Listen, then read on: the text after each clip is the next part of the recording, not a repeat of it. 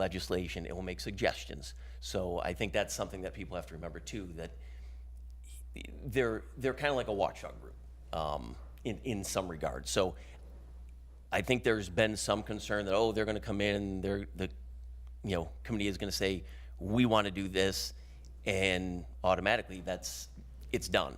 Well, it would come to us to then act on those recommendations. If council decides those recommendations aren't warranted, that's one thing, but they may bring something and we say, you know what, you're right, we need to look into that. That's kind of my understanding that, so the committee would bring information that they're gathering to us to make determinations on. The questions that I have, would council be able to abolish the committee? Let's say 5 years down the road, they say, you know what, we don't need this anymore. Would they have that ability? Because I don't necessarily want to do something that 10 years down the road, council says we don't need this, but because of things that we do, they're now stuck with it. It's some things that this committee would accomplish that existing councilors, watchdog groups, committees don't. If we can just get more information on that. And then how would we ensure that the committee is comprised of, not of a heavy majority of like-minded thinkers that leads to decisions all coming from one perspective. Ms. Holman, you and I have talked many times, so you kind of know that I like information coming from all different areas. So I just want to make sure that there would be safeguards in place that we're going to have enough people that look at things from all different perspectives before making the recommendations. So, but like I said, that stuff can all be approached down the road. Thank you, Mr. Simeon. We have come to 6 o'clock, and I think council would agree that it probably needs more time to discuss this. And also, at the time that the meeting is set, we will, at that time, request that there's a citizen portion so that citizens can comment. We've been very careful lately to follow the council rules. That's been brought to my attention on several different occasions. Yeah, I will say, well, go ahead, we're late. Yeah, we're late, but it seems to be this has been the longest piece of dragging on legislation in the history of the city. I could be wrong, but I can't help but to question why that is. Well, also, I'm glad that you said that we would have another work session. At this point in time, I would like council to consider definitely having at least the experts who deal with this to be able to speak, to answer questions, and to make comments. And I would just say that that's fine. If we're going to have public input at the next council, that would be fine. At our next work session, that would be fine. I would also point out that those experts will not be able to be on the new committee once it's formed because they are not city residents. And I'll also point out, because I don't, Let me say that so many assumptions are being made about the people who are interested in this committee. And again, it's an attempt to silence people from bringing the important information and data needed for the city to improve. The comment you just made just did that. Ms. Holman, we have had many, many meetings on this topic. And I will just say again, it's not about, the legislation has a lot of flaws and a lot of concerns for councils. But you could have been doing this work all along. So we're going to make this personal now? No, I'm not. I'm just saying this work could have been. Okay, and the work has continued, and we'd like it to continue. This work could have been being done all along. There could have been an ad hoc committee on thriving communities. We could have done that in January, and you could have been working a whole 9 months, 9 months by now. So I'll say I don't think it's fair. I don't think it was fair to blame council on being on favoritism. And I didn't don't think it's blame. fair to blame You this. are bringing all kinds of other issues into this conversation. This is simply supposed to be about this commission, not all the other things that you've heard on social media in the past. And this is a committee that we are supposed to be talking collaboratively amongst each other, and not one individual person dominating or sharing their opinion over others. I don't think that, well, see, there, all right. Thank you, thank you for coming. We hope you, when we set another meeting, you'll be able to come, and at that time, it'll be requested that there could be public input. All right, at this time, We are going to begin our pre-council meeting for the city of Ashtabula. Today is Monday, August 17th, 2026. Would you please call the roll? Mr. Roskovich, Here. Mr. Simeone, Here. Mr. DeCola, Here. Mr. Guerrero, Here. Ms. Holman, Present. Mrs. Mills, Here. Mrs. DiGiacomo, Here. Mr. Timonier, Here. Ms. Cooper, Mr. Khan. Here. Thank you. We have no visitors, president's report. All I will add is that we will, our next meeting is not till August 8th. September, yes, see that? It is not till September 8th. So that's like a 3-week delay here. We have the holiday, and that September 8th will be a Tuesday. That'll be a Tuesday meeting on September 8th. Okay, thank you. Mr. Timonier, do you have your report for us this evening? Mr. President, I do, thank you. First, a couple of items to ask for. I would like an ordinance to enter into a contract with Rocky Road Paving for various road deck repairs. This would be round 4. These expenses would be paid from Fund 503 and from Fund 412 in the amount not to exceed $23,100. So these are sanitary and sewer cuts, sanitary and storm sewer cuts that we have outstanding that we need to do the permanent repairs on. The next is the camera installation that's been ongoing at the annex. We had to move a camera which required a different mount, so there's a change order to the ProLine Technology contract in the amount of $668.80, and that will be paid out of Fund 412 for the additional camera mount. I had sent council information on our insurance policies prior to the meeting. So we have from Acrisure Insurance and Kinsale Insurance Company for our law enforcement professional liability insurance coverage for 1 year at a cost not to exceed $186,765. That comes from Fund 101. And then also the general liability insurance, property casualty insurance coverage for a period of 1 year from Public Entities Pool at a cost not to exceed $302,889. Those expenses are 40% from Fund 101, 10% from Fund 225, and 50% from Fund 503. Just recall that 225 is our sanitation fund and 503 is the water pollution control fund. So because they're all under the insurance policy, portions of those fees come out of their budgets.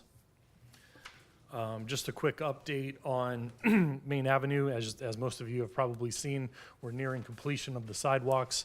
Lights have been installed. I don't believe the lights have been turned on. There's a electrical piece that is still missing, so that once that comes in, those will be up and running. Final paving and striping are to come. There's still a trench sort of on the east side of Main Avenue that needs to be filled in, and then the road needs to be restriped for the parking spaces that we've added along Main Avenue. So really encouraged about getting that done. Mr. Giacomo reached out to us, and we are in discussions of holding a ceremony / ribbon cutting sometime in October.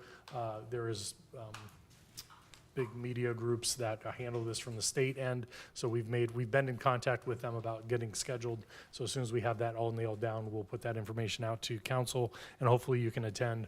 We're hoping to have the director of Appalachia come up, possibly even the director of development come. Might even be a time for the governor to come up as well. So any press we can get for the Main Avenue area, we will try to do with that. And it does also sound like the Ashtabula Downtown Development Association will schedule some community-type things for the weekend whenever we do hold that. So be a nice time up here to celebrate getting this done. It's been a very long and detailed program. I have to give a lot of credit to Mary Church and Amy Corson in the Planning Community Development Department for staying on top of this and making sure that everything has been getting done timely. A lot of facades are getting done now, as many of you have seen. So it's going to be transformative here in the next month, what has happened on our downtown. So we're excited about that.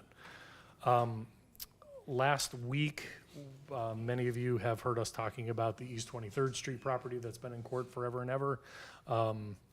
Last week, we spent the entire week there with a contractor cleaning out that property. I think that finally finished up today. So we're waiting on the bill. That bill will then go to the resident. If that bill is not paid by the resident, it'll be put on the property tax. But if you remember, the contract, I believe, was not to exceed around $7,000 or $8,000. Multiple loads of garbage, scrap, and 5 cars, I think, were towed out of the backyard. So, plus all the staff time that went into being there for that project. Mr. President, right now, that's all I have for my report. Thank you. Before we have the manager, questions for the managers, I did forget on the president's report some changes for tonight's meeting. At 7 o'clock, we will swear in our new counselor, Mr. DeCola, and we will swear him in right before our call to order. So at the conclusion of our work session, we will have the swearing in of Mr. DeCola at that time. Then we will have our, roll call and so forth, and then we have a presentation of a resolution. So that'll, for former city employee, Ms. Sheldon. So that'll be up early in our meeting too. So just those 2 items I forgot to mention. Mr. President, Yes, can I ask Mr. Manager? yeah, now would be, yeah. On that Rocky Road paving, I noticed that one on Thayer, that was pretty costly. That was a big Big hole. job on that one. Yeah. There's also, we weren't able to get it onto this agenda, but there's concrete work that needs to be done on some curbing and different things like that. Those bids just came in. We were not able to get it onto this agenda, so it'll be coming at the next agenda. Okay. Yep. And those, for the security camera one at the annex, is that already, that extra, everything's already all up and? The majority of the project is done. I believe the cameras are online. Some of the cameras are online. And when I mean online, just they're operating. They're not actually physically online and broadcast out to the world. They're not flock cameras. They're nothing like that. So this was, I believe there was a tree or something in the way that they didn't judge right. So we had to move a camera, and this is for a corner bracket. Okay. Yeah. Oh, and I had emailed you or whatever, that was weeks ago, so you can verify we have no flock cameras in the city, correct? What exactly is a Right. flock camera? Flock is just the brand, so it's like Kleenex is a tissue. Flock is the camera. But there's several different companies that make cameras like that, that are license plate readers, that are AI driven, but we don't have any in the city. Mr. Yeah, President. Mr. Guerrero, because the question came up, people get concerned that they're getting other information or data when they run your plate or whatever. So I verified that, and the answer was no.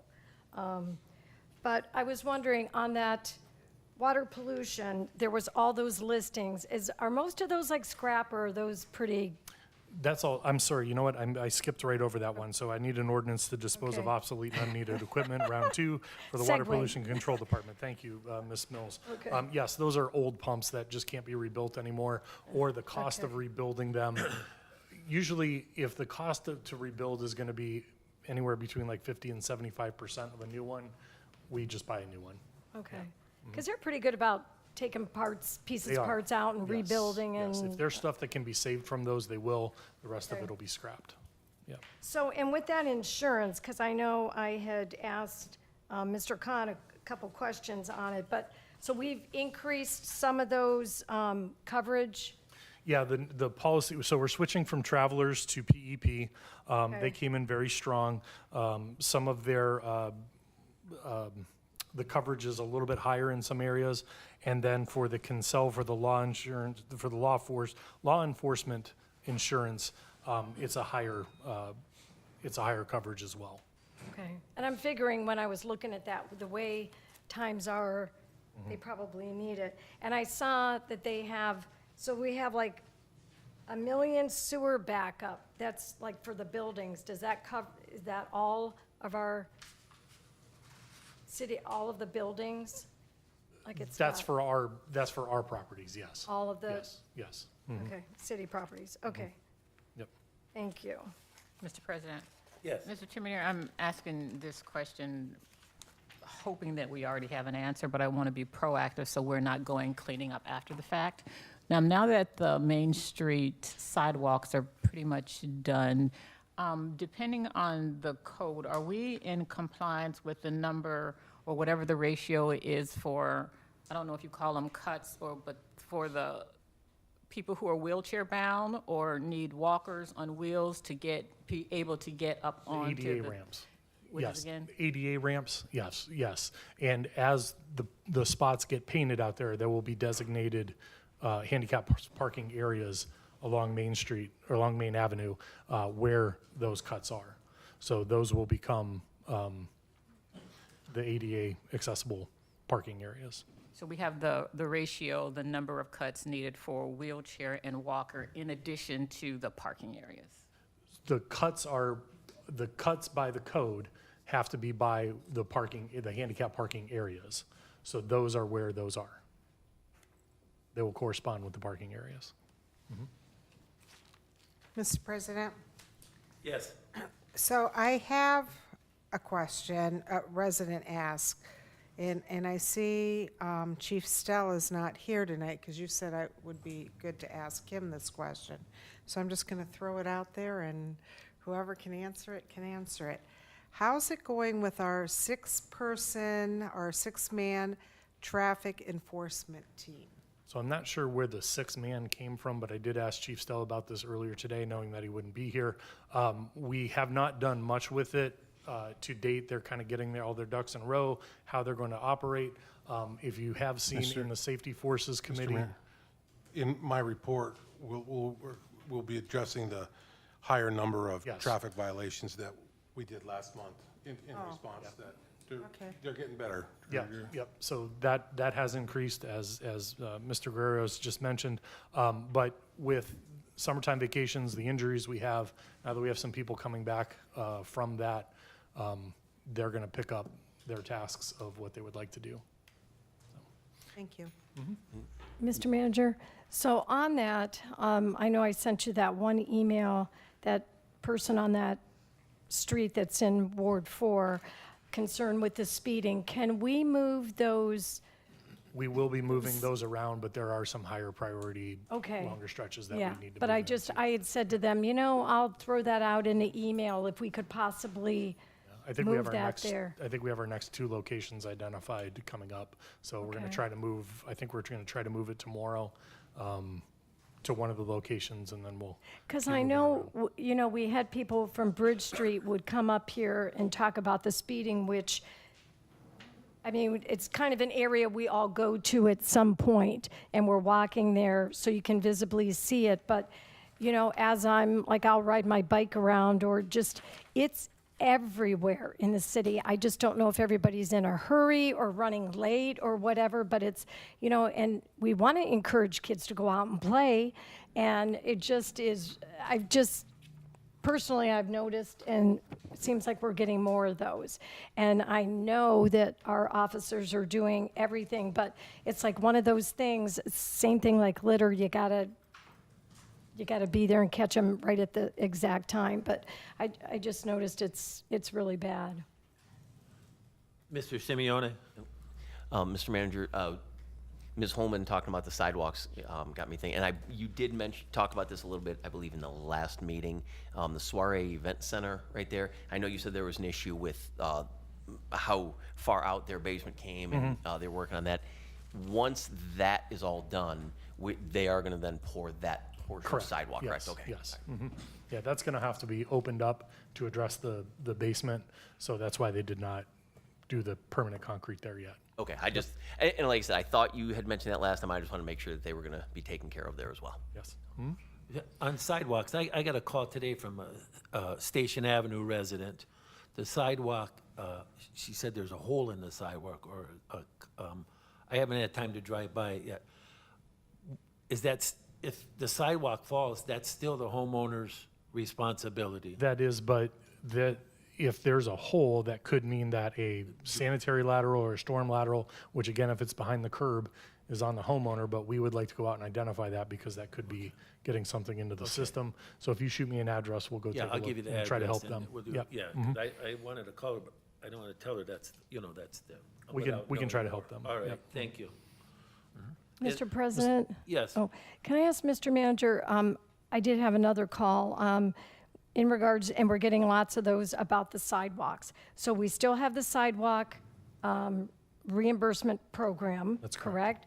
And normally you go get your application, should be like in the springtime, but they were asking me, and I don't know what fund it comes from, so whatever pocket of funds, if we don't utilize that for the fiscal year, does that just roll over to 101, or does it?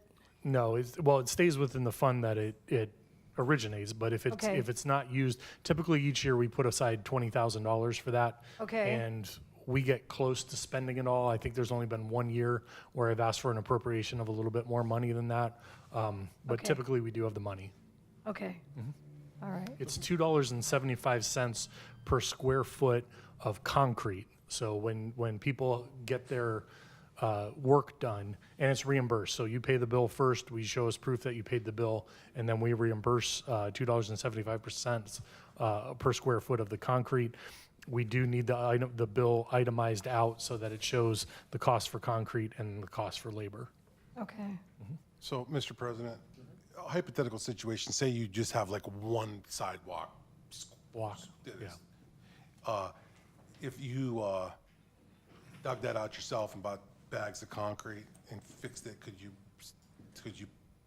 Well, I submit mean, that bill? depending on the square footage, you might get $5 back. So I don't know if it would be worth all your time to go through all the paperwork to do that. Well, I guess my question is there a minimum number that you have to repair before? I'd have to look through the legislation. I don't think there's a minimum number. Usually when people apply, we go out and measure and tell them how much money they'll get back. So best thing to do would be to call our Planning Community Development Department, and we'll walk them through it.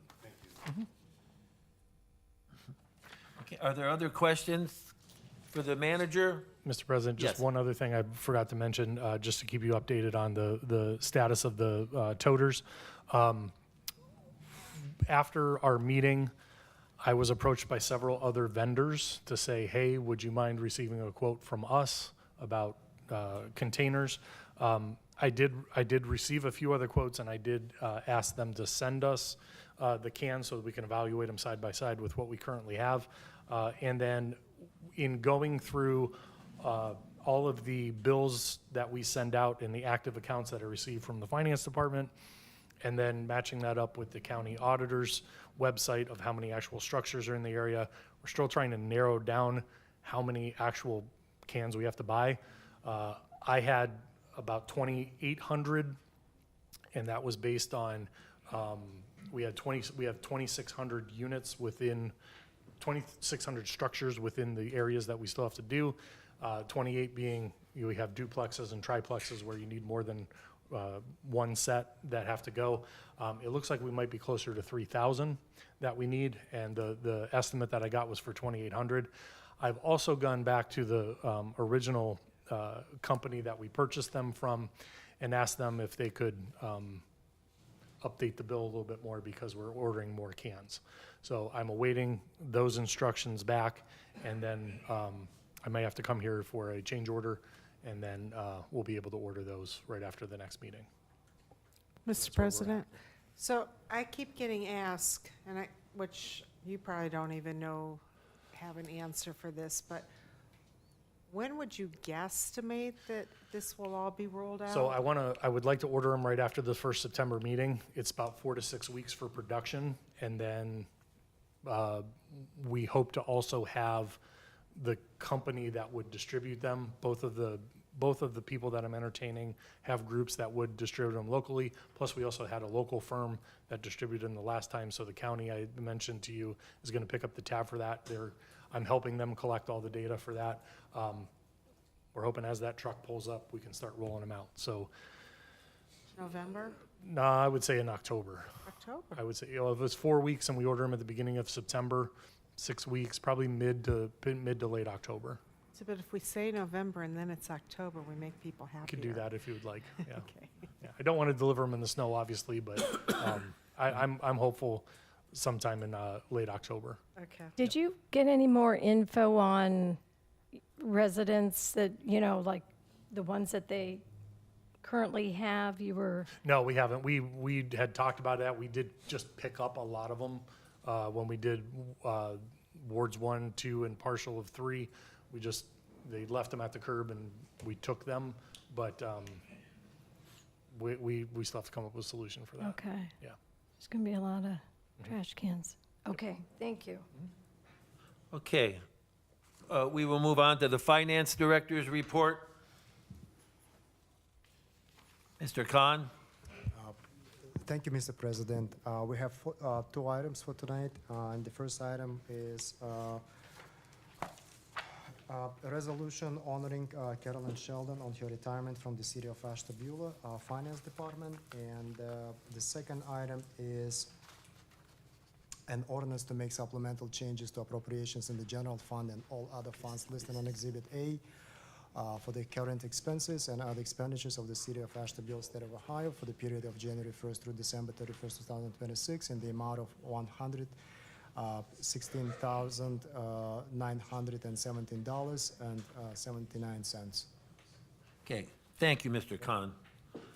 Mr. Khan, I was just wondering, I know the county, like the property taxes were late again this year.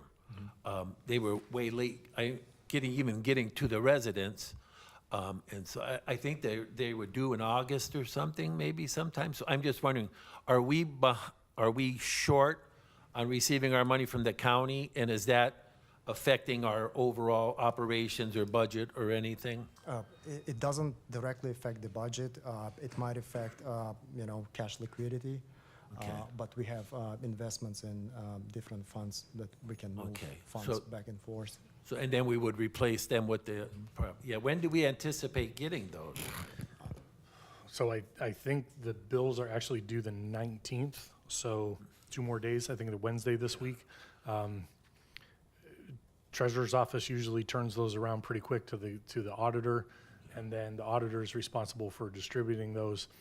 I've seen sometimes it takes a week, sometimes it takes 3 weeks. It just depends on how well they get it. So hopefully at the latest, mid-September.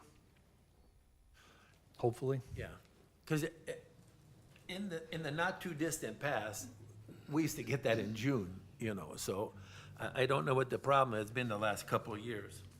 I don't think it's But been, hopefully they will, I think July, not June. maybe July. They think were due in July, yeah. June and we'd get them in July, maybe. Now, and again, I'm not making excuses, but there was some issues with the state certifying values because of the valuation. And there's actually one county that just, like within the last week, sent their bills out. Sent the second half bill out, collection. yeah. So, Yeah, that's yeah, it's- unfortunate. 'cause Well, again, when you have certain politicians saying that municipalities and villages and townships shouldn't have carryover, well, here's a big reason why you should have some carryover with some cash liquidity, so that situations that are outside of your control, when it comes to cash flow, you have the reserves to be able to make it through somebody else's delays. Right. Yeah, that's unfortunate that it puts all these organizations behind. Okay. Thank you. Mr. President, Yes. can I ask Mr. Khan, so I'm seeing 16,500 that would be for the mailings, for postage or whatever, and I know stamps, mailing prices are going up. Do we do any of that, like in a postcard one at all, or are those the regular? because I think for government, we don't get any break, like, you know, you can buy the, whatever, the forever stamps, but we just pay whatever the rate is, correct? Yes. Okay. Yep. Do we and, get bulk rate? Do we get bulk rate? No, I think like governments are not eligible for bulk rates with the United States Postal Service, and the amount that we are requesting is mostly for the income tax division. We are required by Ohio Revised Code to send second assessment billing notices using certified mail, which is over $6. So we're just started the non-filing assessment project. We sent a courtesy letter first time, that is regular first-class mail. Okay. If we don't hear anything back within 10 days, we're required by the Ohio Revised Code to send a certified mail to them, which is very expensive. And we send 200 letters a month, Okay. just to help people to be in compliance with their income tax obligations. Yeah, all right, thank you. Yeah, I mean, I know you guys have been doing a lot to collect. I just didn't, when I saw that, I was like, boy, that's a lot and the prices went up. Thank you so much. Ms. Cooper, do you have anything for us this evening? I do. Oh, okay. First, the manager stole my thunder on East 23rd Street, but we're all excited about that. Yes. Harbor Ridge, Building C, we have dismissed the motion to enforce the vacate order because Building C is now in compliance. So there's a piece of good news. Finally, Building C is in compliance, so now we'll move to the other buildings and see how that goes. I was asked at Safety Forces, so I wanted to give a little bit of an update. To date, now mind you, Ashtabula Municipal Court covers the city of Ashtabula, Ashtabula Township, Plymouth Township, and Saybrook Township. So there's a collection. To date, over 1,800 traffic cases have been filed in municipal court.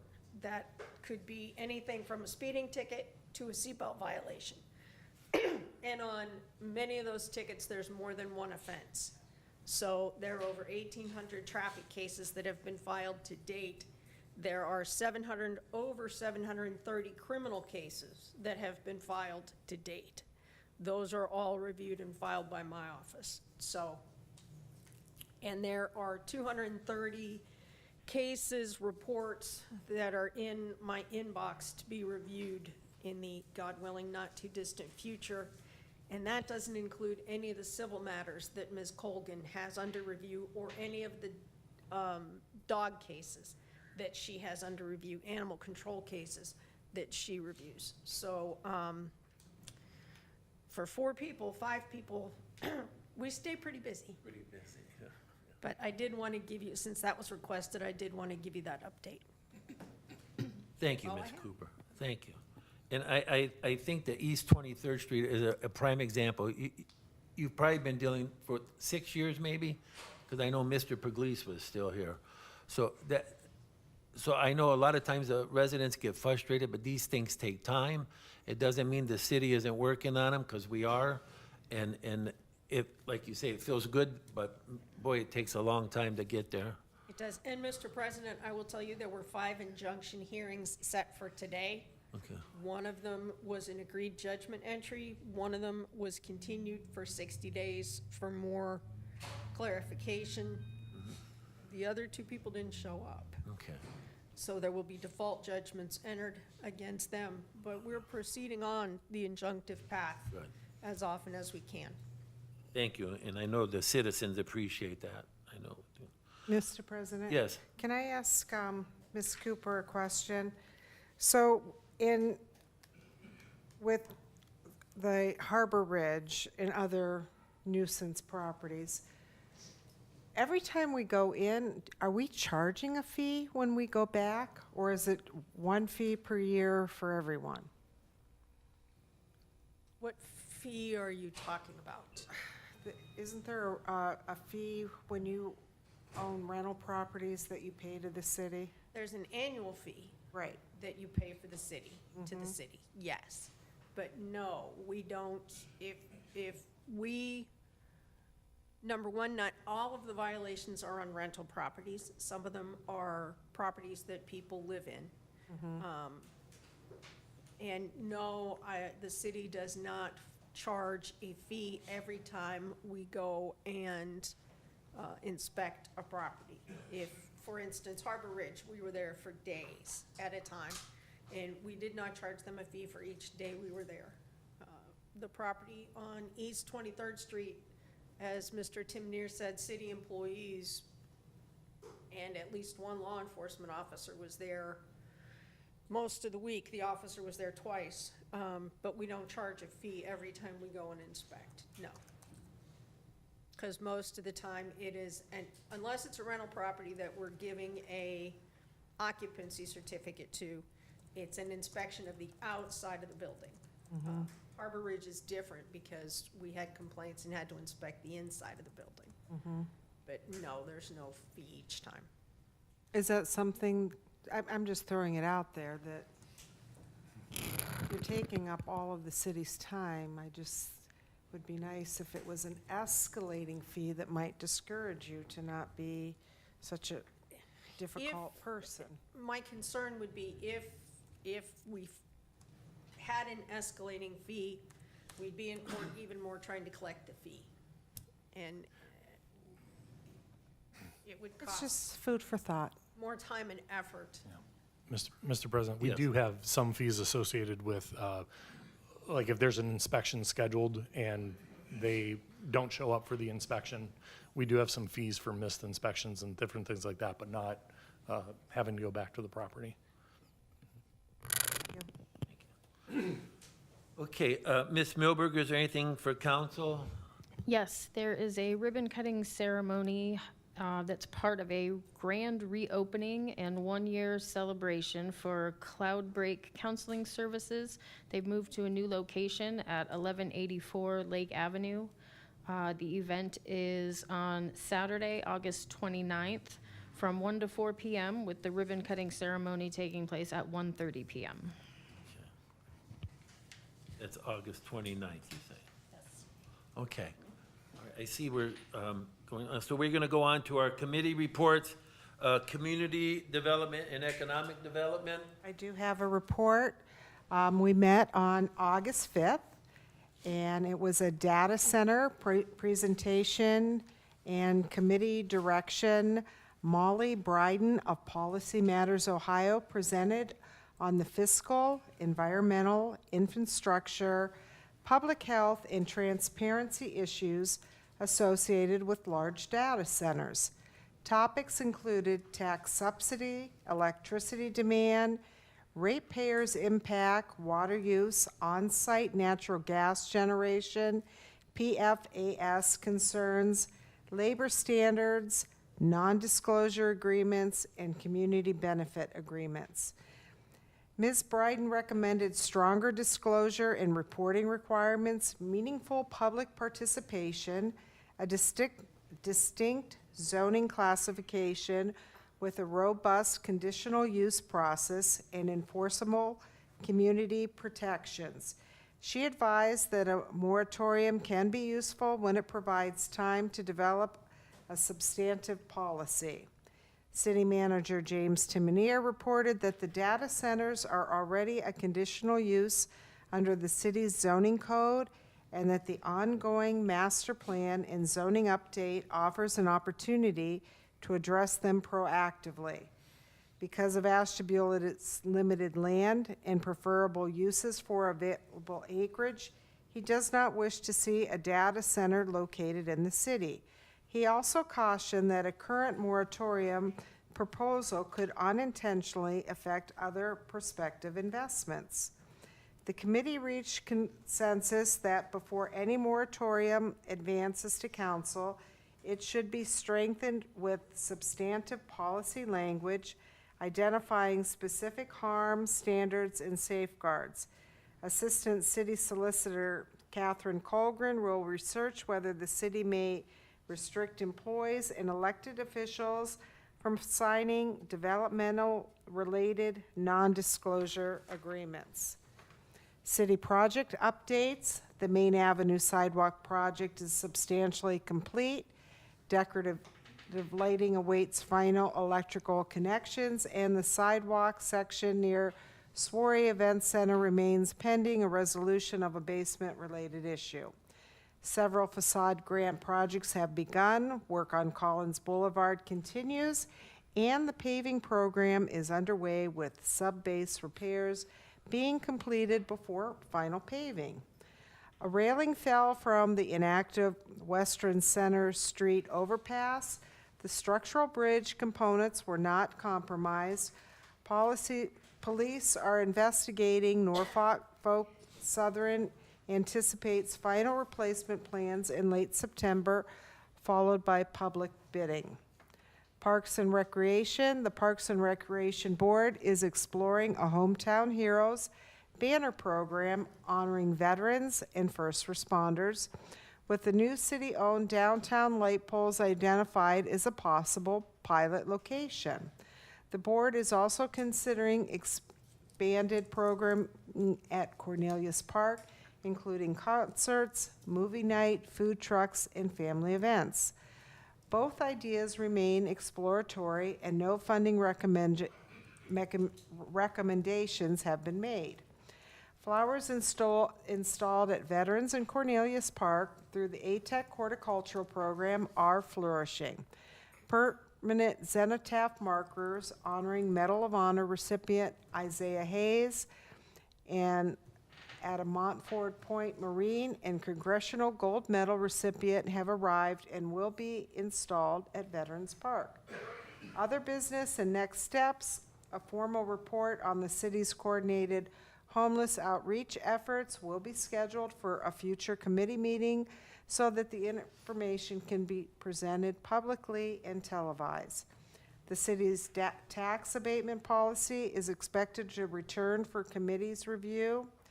The next committee meeting is scheduled for September 2nd. That's it. Thank you, Mrs. DiGiacomo.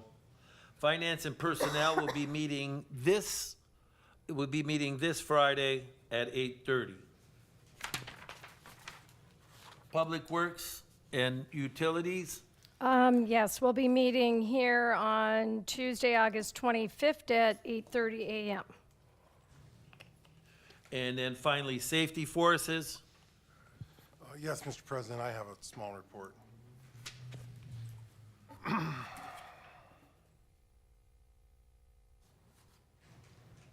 Chief Stell of the Ashtabula City Police Department reported that services were notably higher for the month of July, attributing the elevated volume in part to favorable weather conditions.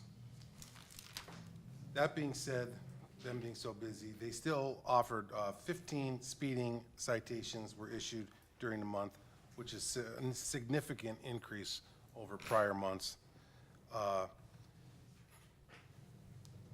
They're really trying, to get that speed down. We have the new portable speed display signs. Everybody sees them. We're thinking that they cost about $7,000 for the 2 units. We just kicked around the idea of maybe for next year, if we can swing it, to get 2 more. They can be moved. They're battery operated or solar powered. And there's obviously a lot of trouble spots. So hopefully in the budget next year, we can get a couple more of those signs to accompany the ones that we already have. Chief Gannon of the fire department said fire and medical calls are both trending upwards, with ambulance call volume contributing to the increased department revenue, though, because we get paid for those ambulance calls. 8 police officers and fire personnel have just completed a 3-day U.S. Coast Guard boat operator certification course, consisting of 1 classroom day and 2 days on the water. And while they were doing the training on the water, they were interrupted mid-course when a crew was dispatched to an active call locating a vessel approximately 10 miles offshore, which actually enhanced the training because it ended up being was what's the word I'm looking for? Ended up Active. being a rescue and a search. Yeah, rescue and a search, which they were just doing, they got a real life experience there, so that works out. And the idea behind the 8 people is so that there's always gonna be somebody working that is gonna be qualified to run that boat on every shift. So if there's obviously if there's a water emergency, calling someone in is gonna take way more time than if someone is readily available to jump on there.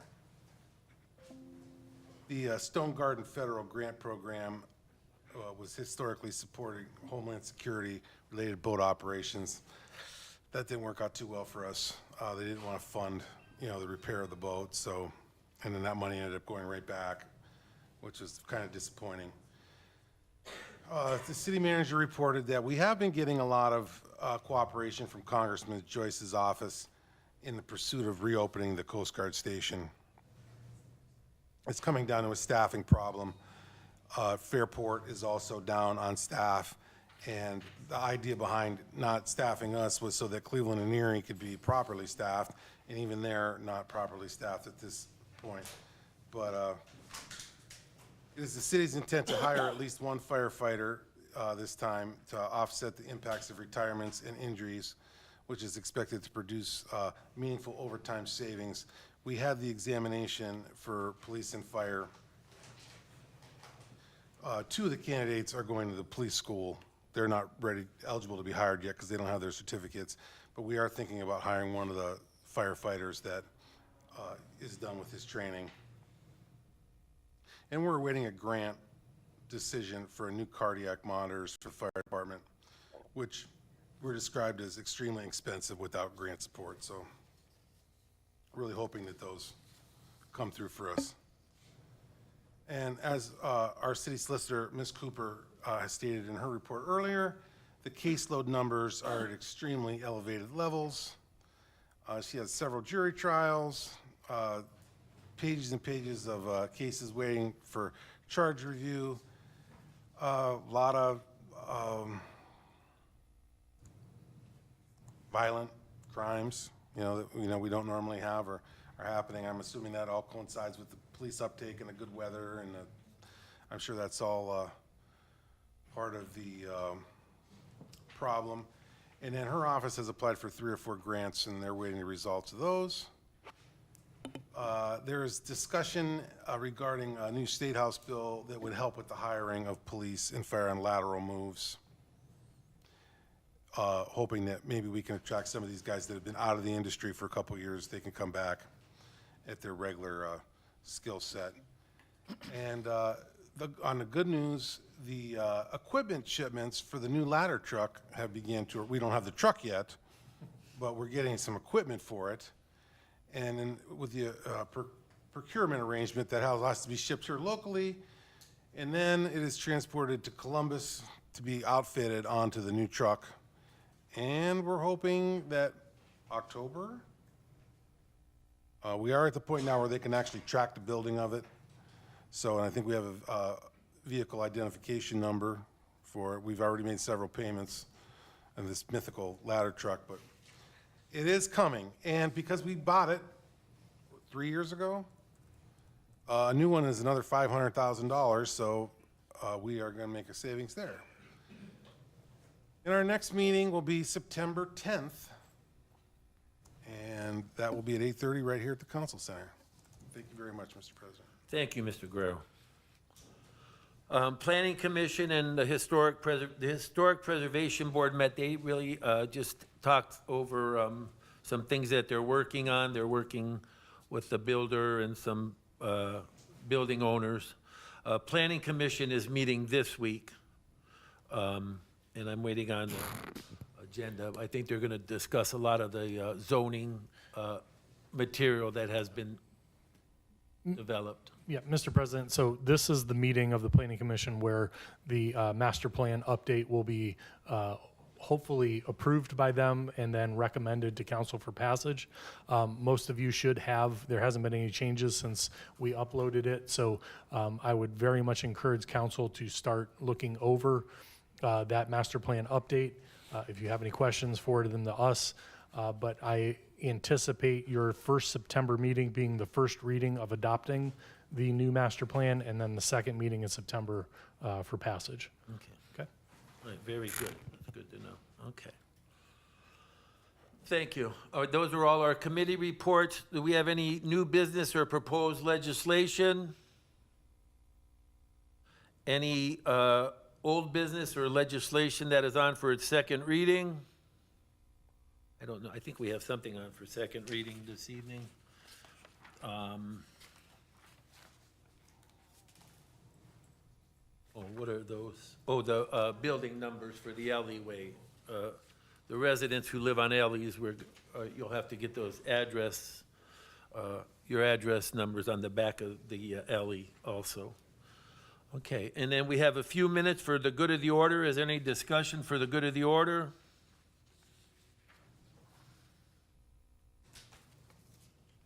Nothing?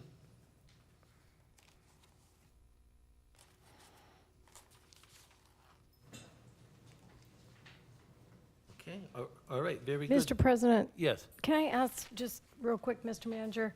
I noticed it's a little bit crickets on Collins. Are they like taking a little break? That I don't know. I know they've been waiting for some materials to come in that they've ordered, catch basins and things like that, but I had the same question for ODOT today.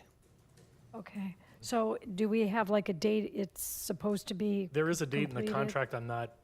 Off the top of my head, I can't remember what that is. It's the ODOT contract for Okay, that, so. I had a couple calls on that and I just didn't remember. Okay, Yep. thank you. I know it's hard to realize this, but there's 3 or 4 different entities all in the same area there. You have Enbridge, who's moving a gas line, you have UIC, who's doing the Collins Boulevard, and then you have 2 to 3 different construction companies that are doing the Norfolk Southern Bridge across the valley. So all of them are trying to play in the same sandbox over there. Okay, I don't want to put you on the spot, but I'm going to ask you. Because I've had a lot of folks say, oh, it's so nice to do Collins, and then that other half is like, As So, I've said, you guys see the money every time we do the budget, and but would you, so from there almost to by the police station, I don't know how big, and then that's cement, so that's probably still, yes, a lot. I'm trying to like do the math, but when I was watching how far they have to dig and everything else, because even the side road is at 45th, because the police go through there, Head Start or whatever, those are those areas that get you to the main avenue that, yeah. Was that part of Collins done because it's a state route? Because that's Yeah, part of the state yeah. law, that's why, Can't get state route funding for the Correct. other side. Right. that's right. correct. Yeah, that's what makes it bad. And I think that was a thing that, I don't know why, didn't think of that, but folks said, oh, that's still Collins, but it's because it's that state route. It's technically Goes State across Route the bridge. 84. Yeah, all right, thank you.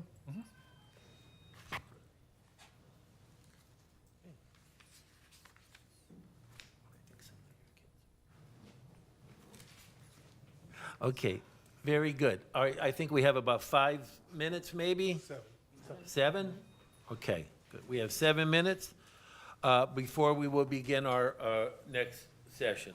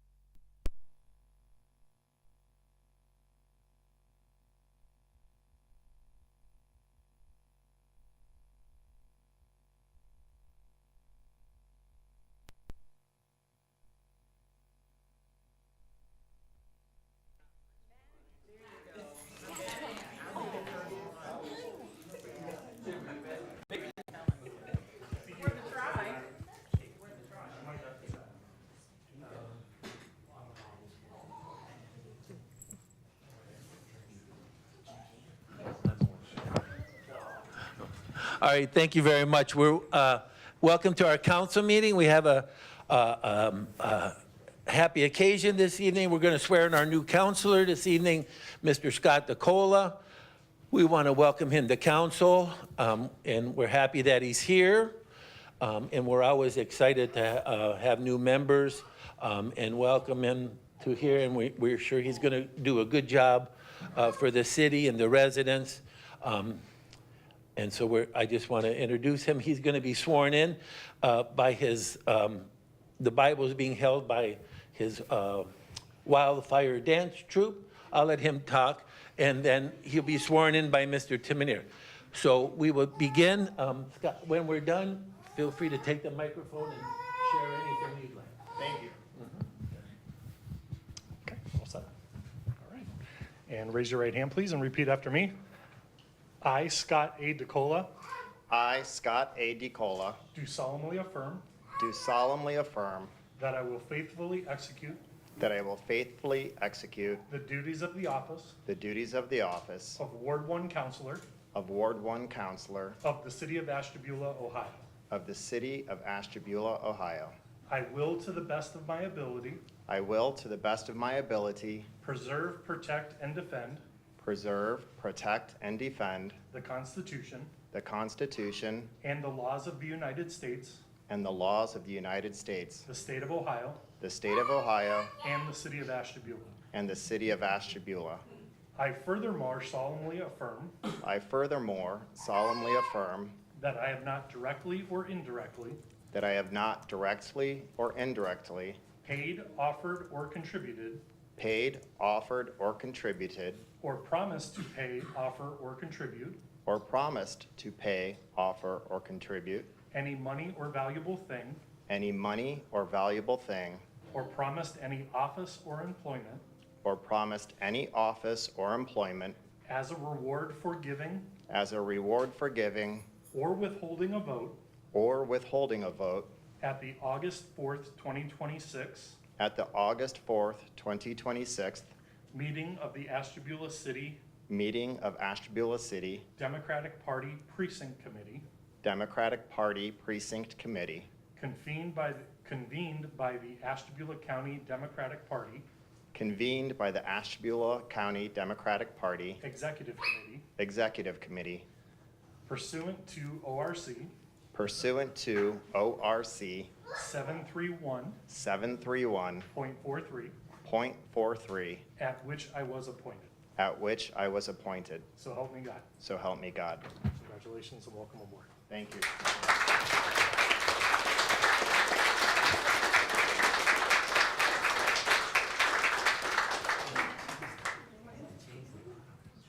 Thank you to everybody. These are some of my students. First and foremost, I want to share with everybody, I'm not blue, I'm not red, I'm purple.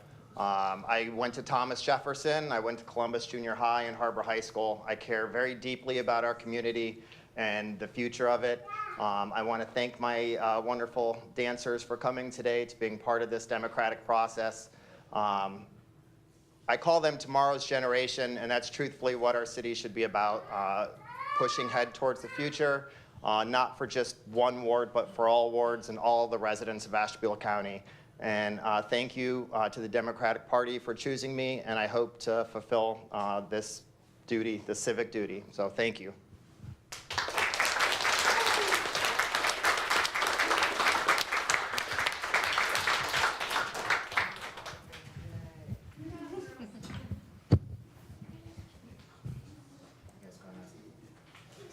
And as you're welcome to stay for the meeting, but you're welcome to leave also.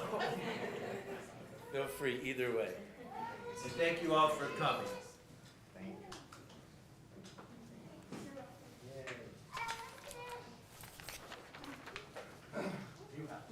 I have to say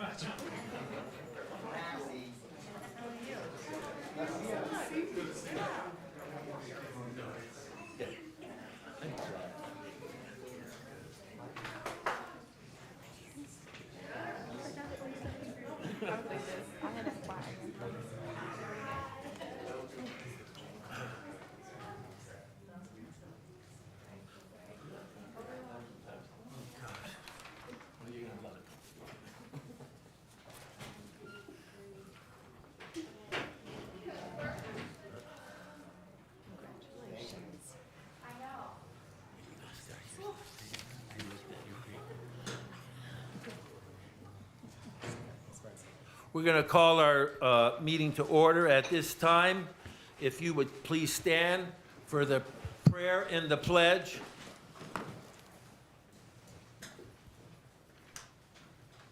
Heavenly Father, we ask you to let your inspiration precede this council's actions, and all present here today, and your assistance further us, so that every word and work of ours may take its beginning from you, and so begin may through you reach its completion. Amen. Amen. I pledge allegiance to the flag of the United States of America and to the republic for which it stands, one nation, under God, indivisible, with liberty and justice for all.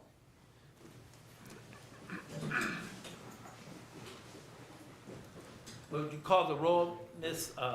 Milberg? Ms. Holman, Present. Mrs. Mills, Here. Mrs. DiGiacomo, Here. Mr. DeCola, Here. Mr. Guerrero, Here. Mr. Simeone, Here. Mr. Roskovich, Here. Mr. Timonier, Here. Ms. Cooper, Mr. Khan. Here. Thank you. We have no absences this evening. We have the sunshine law. So at this time, we are going to do our resolution of appreciation for one of our former employees.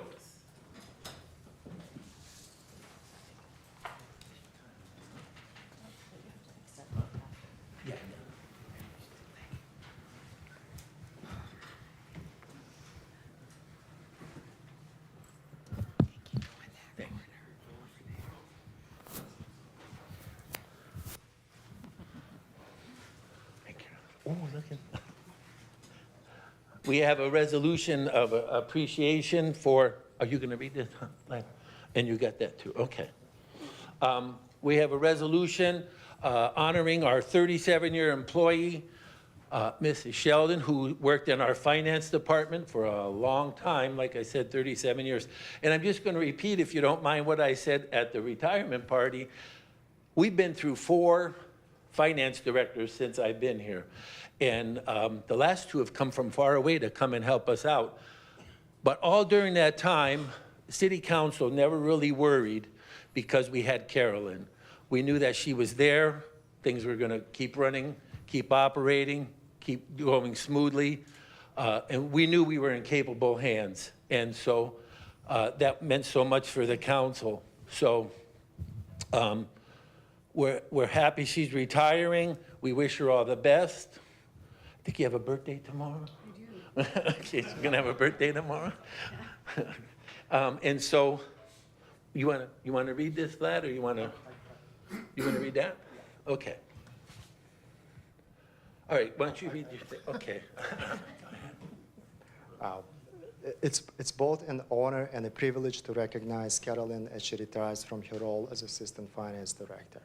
Throughout the years of dedicated service, Carolyn has been a steady and trusted presence within our organization. Her professionalism, expertise, and commitment to excellence have helped guide us through challenges, changes, and successes alike. In finance, accuracy and attention to detail are essential, but Carolyn brought much more than technical skill to her position. She brought integrity, dependability, patience, and a genuine willingness to help others. Whether answering questions, solving problems, or supporting colleagues, Carolyn did so with grace and kindness. The impact of a great public servant is often measured not only by the work completed, but by the people influenced along the way. Carolyn's knowledge has helped shape our organization, and her leadership has left a lasting impression on those fortunate enough to work beside her. While we will certainly miss her expertise and daily presence, we're excited for her as she begins this new chapter. Retirement is a well-earned opportunity to join family, friends, travel, hobbies, and all of the things that busy careers often leave little time for. Carolyn, on behalf of everyone here, thank you for your years of service, your dedication, and your friendship. Your contribution have made a difference, and your legacy will remain long after today. Please join me in congratulating Carolyn and wishing her health, happiness, and many wonderful adventures in retirement. Congratulations, Carolyn, and thank you.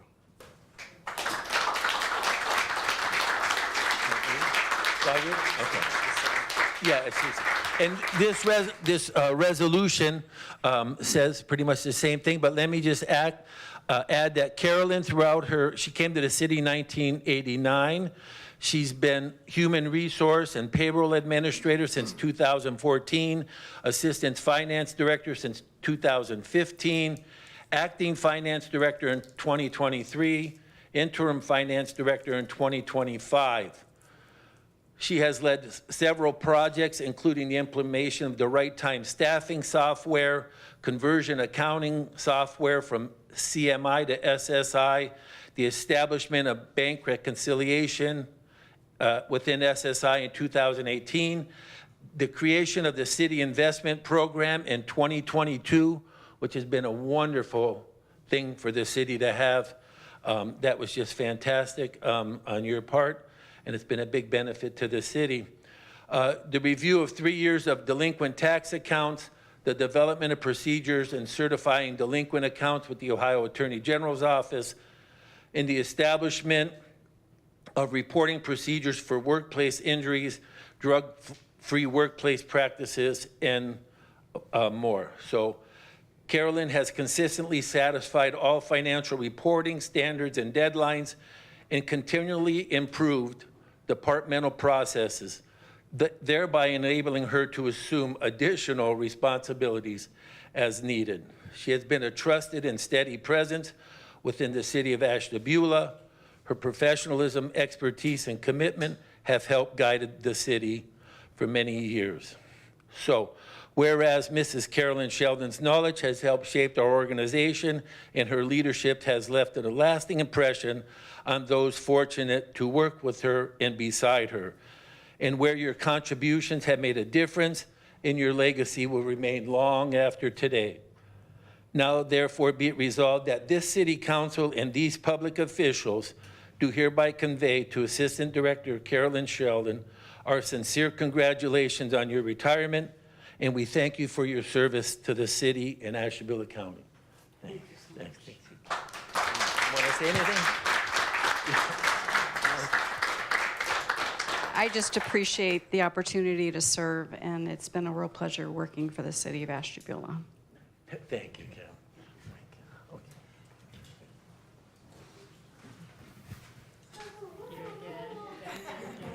Congratulations.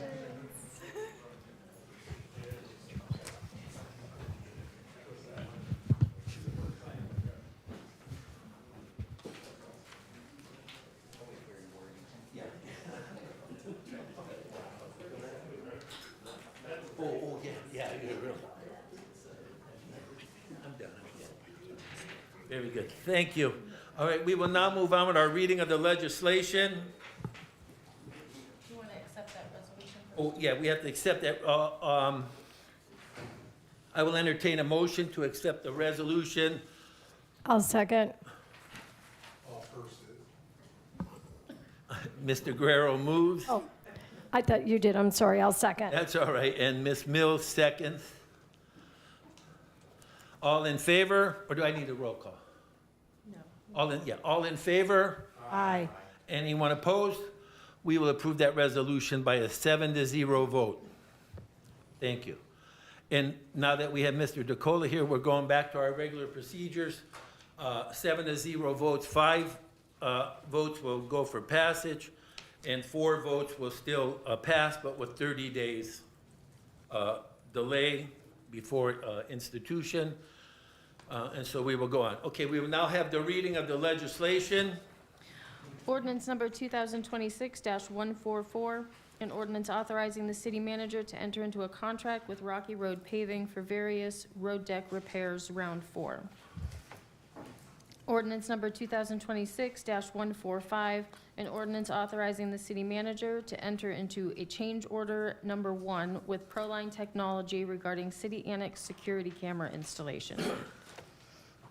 Ordinance number 2026-146, an ordinance authorizing the city manager to enter into a contract with Acrisure Insurance and Kinsale Insurance Company to provide law enforcement professional liability insurance coverage for a period of 1 year at a cost of $186,765. Ordinance number 2026-147, an ordinance authorizing the city manager to dispose of obsolete and unneeded equipment, round 2, from the Water Pollution Control Department. Ordinance number 2026-148, an ordinance authorizing the city manager to enter into a contract with Public Entities Pool of Ohio through Aquasure Insurance to provide liability, property, and casualty insurance coverage for the city of Ashtabula for the period of August 21st, 2026 through August 21st, 2027, at a cost not to exceed $302,889. Ordinance number 2026-149, an ordinance to make supplemental changes to appropriations in the general fund and all other funds listed on Exhibit A for current expenses and other expenditures of the city of Ashtabula, state of Ohio, for the period January 1st through December 31st, 2026. For a second reading, ordinance number 2026-141, an ordinance repealing existing codified ordinance section 1329.03 for the purpose of adopting a new section 1329.03. An ordinance number 2026-142, an ordinance enacting replacement codified ordinance section 1329.03, placement of numbers on buildings. Thank you, Ms. Milburn. All in favor of adopting tonight's agenda? I need a motion, please. I'll make that motion. Second. Mrs. DeGiacomo moves, Mrs. Mills seconds. Holman. Mrs. Holman? Ms. Holman seconds. Thank you. Any discussion? All in favor? Aye. Anyone opposed? We will adopt that we will adopt our agenda by a 7-0 vote. Thank you. We have no communications, I believe, this evening. So we come to the part of our meeting for citizens' comments. Any citizen who would like to address council may do so. State your name and an address, and please, you have 5 minutes. Hi, my name is Jessica Levito. I live 7201 Fieldstone. I work in the city at Kent State University, though I'm here to represent myself as a member of the ad hoc committee, not through the university. I'm going to read my prepared statement that I prepared to read 2 hours ago, and then I want to address a few things. I also want to say, welcome, Mr. DeCola. Some of those girls that you brought into this thing, my husband has coached in softball, and so familiar faces all around. I think the last 15 minutes have been the best representation of celebrating commitment to what is to be and what has been, and it's fantastic to see that celebrated. So first, I want to respond directly to some of the concerns that have continued to come up regarding the Thriving Communities Commission, because I think we need to be very clear on what the commission is designed to accomplish. First off, and I hate doing this because I try not to, but I feel I need to, I hold a PhD in sociology and have spent 2 decades as a sociologist, educator, scholar, consultant, studying how institutions, policies, communities, inequality, and social conditions interact. I've also spent nearly 15 years working in this city and living in this community.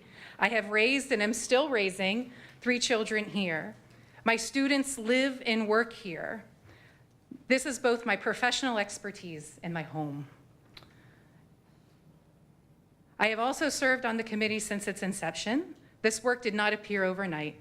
President Council Rakovich knows that. This work did not appear overnight. It grows from years and years of community work and evidence-based systems framework. And the systems part is where it's important, and that's what I want to emphasize here. Housing affects health. Transportation affects access to jobs, school, healthcare, and food. Education affects economic opportunity. Infrastructure affects neighborhood safety and stability. Employment affects family stability. Taken together, these conditions shape whether people are healthy and whether they have meaningful opportunities to thrive. This framework is well established in sociology and public health and is supported by decades of research. We call these the social determinants of health. The social, economic, environmental conditions in which people live, work, learn, and age shape health and well-being. Systems thinking asks us not to look at how these, systems thinking asks us to look at how these conditions interact. No one department operates in isolation. Framing systems work as a search for wrongdoing, which has happened here this evening, fundamentally misreads the approach and distracts from the work and the ordinance actually assigned to this commission. The council will govern, the city manager will administer, and the commission will advise. Its job is to connect what has often been siloed resident experience, which we have many in this room tonight, city data, which we have great people collecting great data, but it's often siloed and not communicating or coordinating with one another. Institutions, neighborhoods, expertise, which I'm going to emphasize, and resources so council can see a fuller picture to make informed decisions, better informed decisions. What are residents experiencing across wards? What does the data show? What are we missing? Where could better coordination improve outcomes? And what partnerships, grants, expertise, or resources could Ashtabula leverage more effectively? And I'm going to go back to that expertise because I know that fire chief, police chief, members of other committees are not always residents of the city, that exceptions are always made for people who work and have businesses in the community, depending on how that legislation or ordinance is written. That is why institutional partnerships matter, right? So regardless of the makeup, I know that had come up, like who is going to be on this in this commission, partnerships are a central part of it. The university, hospitals, schools, nonprofits, businesses have, with people who have expertise, relationships, and resources already invested in this community. I've already had communications and conversations with university administrators about ways in which the university could build stronger relationships with the city through this commission, through an MOU, understanding how faculty expertise, student involvement, research capacity, and community engaged work can come out. I have included Releasea in some of these conversations. We have also had the conversation with ARMC administration, with also the support the legislation could build stronger relationships. Partnership expands capacity. And on the idea of redundancy, there is already good work happening through the city. We know that, we show up, we're part of it. That work is distributed across departments, organizations, institutions, and neighborhoods. Coordination is not duplication. Coordination reduces duplication and makes better use of what we already have. Members of the commission are unpaid. It meets at least quarterly and is in charge, includes partnerships and grant readiness designed to connect and leverage existing capacity. And one last thing, none of us will seize the whole community from where we sit. Not council, not one department, one institution, nor one neighborhood, and very much not one individual or council person. Bringing perspectives together, looking at evidence, listening to residents, identifying resources, and giving council better information is exactly the kinds of system-level capacity the commission will and can provide. This is the conversation I hope we can have moving forward. Okay. And John, Thank you. I want to say that I have never been more offended Okay, about the blatant misuse of my time okay, that I have donated to this city okay, than what you have done to me tonight, in front of my children. okay. Well, I'm sorry. Well, what you did in the work session, I think it's very was- evident where you are on No, this. and that wasn't my fault. I'm But just going that to was say. it doesn't matter what your fault or intention Yeah, was, it that's how wasn't- it landed. Okay, and I'm sorry, I don't know what to say about that. I apologize for that, Jessica, but I don't know what else to say about that. Probably say nothing, or I'm sorry.